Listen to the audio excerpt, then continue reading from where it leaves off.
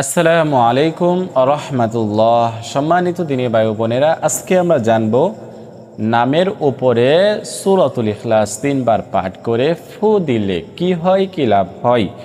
বিশেষ একটি আমল আপনাদেরকে ইনশাল্লাহ আজকে শিখে দেওয়ার চেষ্টা করব। এই আমলটি আপনারা কখন করবেন, কিভাবে করবেন, করলে কি লাভ হবে, এ নিয়ে বিস্তারিত আলোচনা করার চেষ্টা করব ইনশাআল্লাহ। সম্মানিত দিনী ভাই বোনেরা, যারা এই চ্যানেলে নতুন আসছেন, এখনো পর্যন্ত চ্যানেলটি সাবস্ক্রাইব করেন নাই, অবশ্যই চ্যানেলটি সাবস্ক্রাইব করে পাশে থাকবেন, যাতে করে আমার আরও নতুন নতুন ভিডিওগুলা সবার আগে আপনারা পেয়ে যান। সম্মানিত দিনী ভাই বোনেরা, এই আমলটি করার জন্য কি করতে হবে? তেমন কিছু করতে হবে না। শুধুমাত্র ওই ব্যক্তির, যে ব্যক্তির জন্য আপনি আমলটি করবেন, ওই ব্যক্তির নাম একটি সাদা কাগজের উপর লিখবেন। ওই ব্যক্তির নামটি একটি সাদা কাগজের উপর লিখে আপনি কি করবেন? একটি পবিত্র জায়গায় বসবেন। আপনি পবিত্র হয়ে যে কোনো সময় আপনি আমলটি করতে পারবেন। পবিত্র হয়ে বসে প্রথমে 3 বার ইস্তিগফার পাঠ করবেন। আস্তাগফিরুল্লাহ, আস্তাগফিরুল্লাহ, আস্তাগফিরুল্লাহ, এরকমভাবে 3 বার ইস্তিগফার পাঠ করবেন। তারপরে আপনারা দুরূদ শরীফ পাঠ করবেন। যে দুরূদ শরীফ আমরা নামাজের মধ্যে পড়ে থাকি, যেরকম আল্লাহুম্মা সাল্লি আলা মুহাম্মাদিন ওয়া আলা আলি মুহাম্মাদ কামা সাল্লাইতা আলা ইব্রাহিম ওয়া আলা আলি ইব্রাহিম ইন্নাকা হামিদুম মাজিদ। আল্লাহুম্মা বারিক আলা মুহাম্মাদিন ওয়া আলা আলি মুহাম্মাদ কামা বারাকতা আলা ইব্রাহিম ওয়া আলা আলি ইব্রাহিম ইন্নাকা হামিদুম মাজিদ। এরকমভাবে আপনারা 3 বার দুরূদ শরীফ পাঠ করবেন।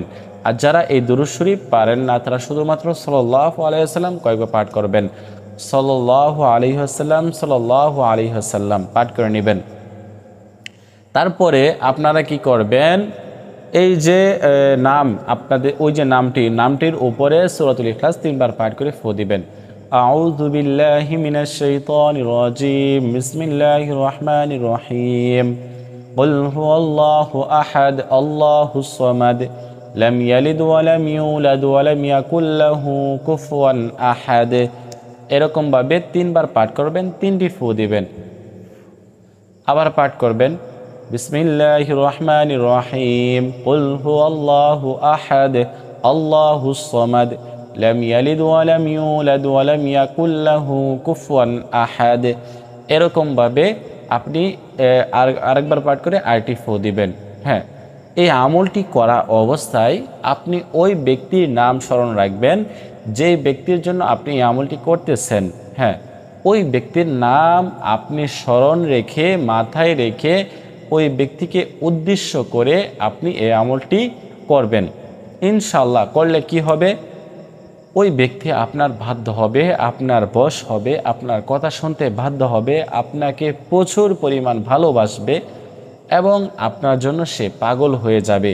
এবং সে যদি আপনাকে ছেড়ে দূরে চলে যেও থাকে, ওই ব্যক্তি আপনার কাছে ফিরে আসতে বাধ্য হবে ইনশাআল্লাহ। তো এই আমলটি কিন্তু খুবই গুরুত্বপূর্ণ একটি আমল। আজকের মতো এই পর্যন্তই। যারা এই আমলটি করবেন তারা অবশ্যই কমেন্ট করে জানাবেন আমাকে।